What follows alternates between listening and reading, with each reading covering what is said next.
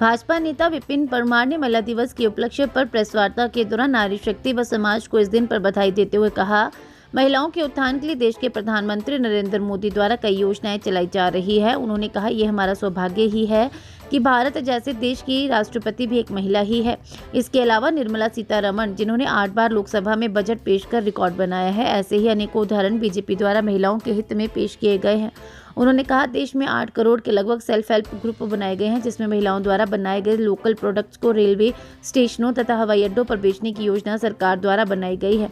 उन्होंने बताया कि प्रदेश में सम्मान निधि योजना के अंतर्गत 2 लाख महिलाएं लाभान्वित हो रही हैं। उन्होंने कहा, इसके अलावा गृहिणी योजना, उज्ज्वला योजना, सुकन्या समृद्धि योजना जैसी अनगिनत योजनाएं हैं, जिसके अंतर्गत महिलाओं को सशक्त बनाया जा रहा है। प्रदेश सरकार पर उन्होंने निशाना साधते हुए कहा, सुक्खू सरकार में बेरोजगार दुखी है, किसान दुखी है, कर्मचारी दुखी है तथा सरकार सर से पांव तक कर्ज में डूबी है। यहाँ तक कि डमटाल स्थित राम गोपाल मंदिर से भी 10 करोड़ रुपया सरकार द्वारा मांगा गया है। उन्होंने कहा, अब सरकार की नज़र मंदिरों के चंदे पर टिकी हुई है तथा मंदिरों से चंदा से सरकार की स्थिति सुधारने की कोशिश मुख्यमंत्री द्वारा की जा रही है। कहना चाहता हूँ कि जो हमारे समय की तमाम योजनाएं थी, बजटेड योजनाएं, वो सब बंद पड़ी हुई है और अब तो हालत और हालात ऐसे बन गए हैं कि जो मंदिरों का पैसा है वो शुक्र आश्रय योजनाओं के लिए वो ट्रांसफ़र किया जा रहा है। बजटेड योजनाएं जो हैं बजट की योजना में है पर पैसा है नहीं। अब जो BKBN विधायक क्षेत्र विकास निधि मुझे मिलता है या हमारे ऑनरेबल MLA साहब को मिलता है 2 करोड़, हमने अपनी प्रपोजल भेज दी है पर ट्रेजरी से वो बिल पारित नहीं हो रहे।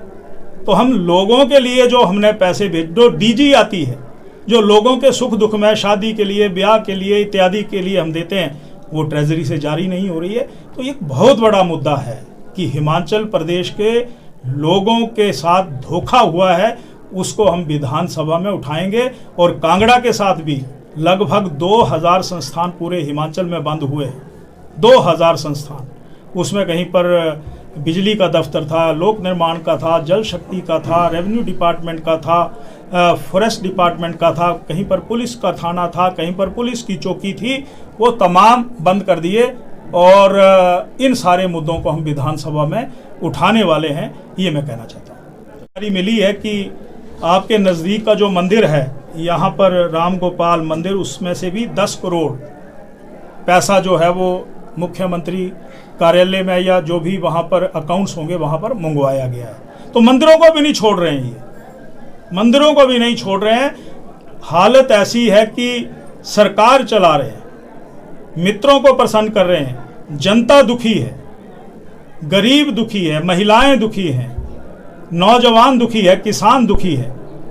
आने वाले दिनों में ये सरकार अपने ही बोझ के तले दब जाएगी, ये मैं कहना चाहता हूँ। परमार जी, आपने अपने संबोधन में कहा था कि 10 करोड़ रुपया जो राम गोपाल मंदिर का है, सुक्खू सरकार भी वो अपने लेना चाहती है, पर ये जो 10 करोड़ रुपया है वो कहाँ से आया है, थोड़ा इसकी जानकारी दीजिए। पैसा तो जो मंदिर में श्रद्धालु जाते हैं वो अपनी श्रद्धा के अनुसार मनोकामना पूर्ण जो हमारे सनातन में लोगों के मन में विचार होता है उसके अनुसार वो जमा करवाते हैं। जमा क्या, वो चढ़तर चढ़ाते हैं, ये मैं कहना चाहता हूँ।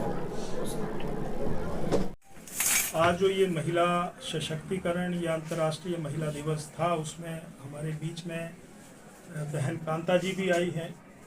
बहन कांता जी आई हैं, ये प्रदेश की हमारी उपाध्यक्ष हैं। उसी तरीके से यहाँ पर हमारे स्थानीय विधायक श्रीमान निक्का जी, रणवीर सिंह निक्का जी यहाँ पर उपस्थित हैं, रीता दिमान जी उपस्थित हैं, श्रीमती मनकोटिया, परमजीत मनकोटिया जी जो हमारी प्रदेश कार्य समिति की सदस्य हैं, श्रीमती शोभा डडभाल जी और हमारे जिला के अध्यक्ष राजेश जी यहाँ पर उपस्थित हैं। यानी जहाँ पूरे चारों विधानसभा क्षेत्र के 12 मंडलों से महिलाएं आई थी, तो मुख्य रूप से ये भी इस कार्यक्रम में उपस्थित हुए हैं। तो मुझे लगता था कि इस प्रेस कॉन्फ्रेंस में आप भी उपस्थित हैं, ये जानकारी मैं आपको देना चाहता हूँ।